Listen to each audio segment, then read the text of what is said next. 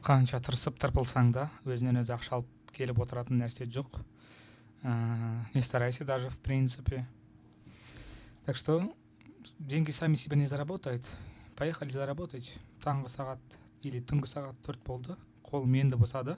Команданы көшіріп, жаңадан обучениелер салайын деп, сол жеке шаруалармен мүлдем қол босамады. Ал енді қазір біз күнделікті саудаға кірісейік.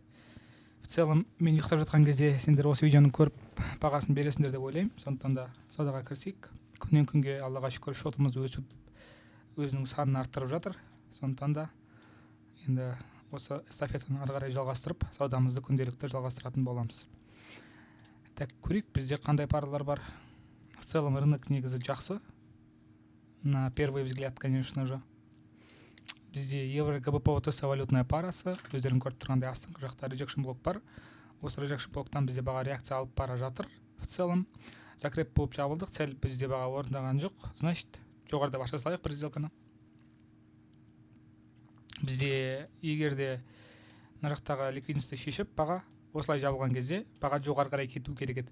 Но все же қазірдің өзінде бізде баға жоғары қарай кетіп бара жатыр. Оның бізде себебі нақты бар. Оны байқап тұрсаңдар, бізде нарықта мінекей ликвидностьтерді специально баға қалдырып кеткенін байқап тұрсыңдар. Это для нас smart money трейдеров знак. Өздерің көріп тұрғандай, осылай бізде рынок, нарық намек қалдырып кетеді, что міне мына жақта бізде ликвидность қалдырып кеттім, сен осыны бауырым қолдансаң болады өзің пайдаңа деп. И сол арқылы біз осыны көріп сделка аштық. И заодно бізде обычная реакция от зоны нашего RB. Вот. Сделкамыз біздің 20 секундта жабылады. Результатын күтетін боламыз. Бізде $1000 астам табыс түсетін болады қазір. Көреміз. Бір ғана сделкадан 1 минуттың аралығында, сонда қазір біз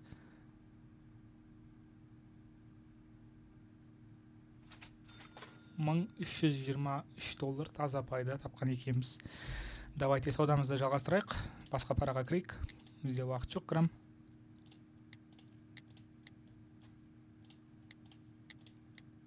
Так.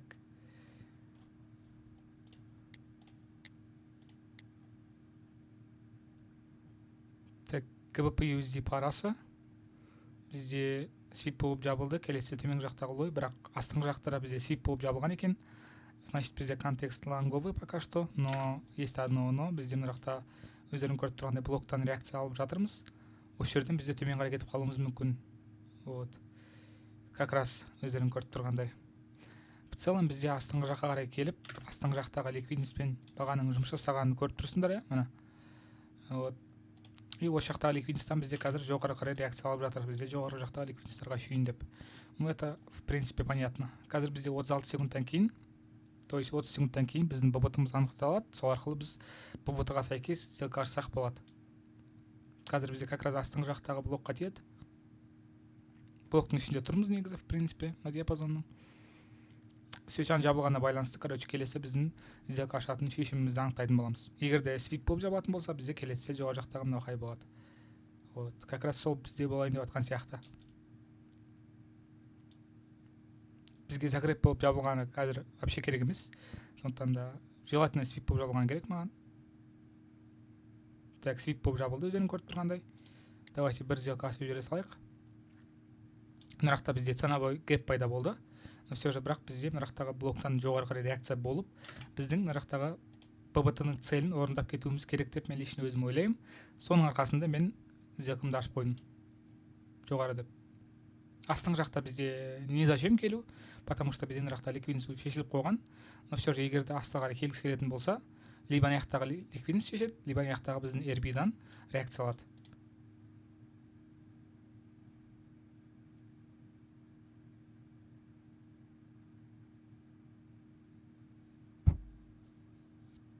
Так, реакция алды, реакция кетті RB-дан. Көріп тұрғандарындай. Ага.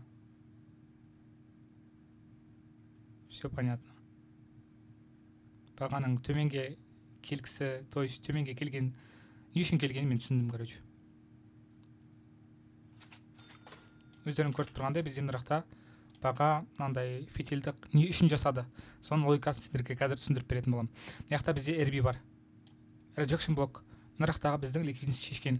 Осы зонаға просто келу үшін баға төменге қарай түскен екен. Вот, на самом деле. И менің жоғарғы ашқан сделкам дұрыс шыққан екен. Ну, конечно, кішігірім опасно болған сияқты көрінуі мүмкін, но все же бірақ анализдің аты анализ. Өздерің көріп тұрғандай, осы біздің rejection блоктан әдемі реакция алып, жоғары қарай кетіп қалды. Өте тамаша. И бүгінгі видеоға жалпы жаман емес, екі сделка аштық. Біріншісі бізде $1323 табыс алып келді, екіншісі бізде $1384 табыс алып келді доллар. Екі сделканы да қазір есептеп, бүгін сонда осы видеоның өзінде 1 минуттық сделкадан екі сделка ашудан қанша тапқанымызды көретін боламыз.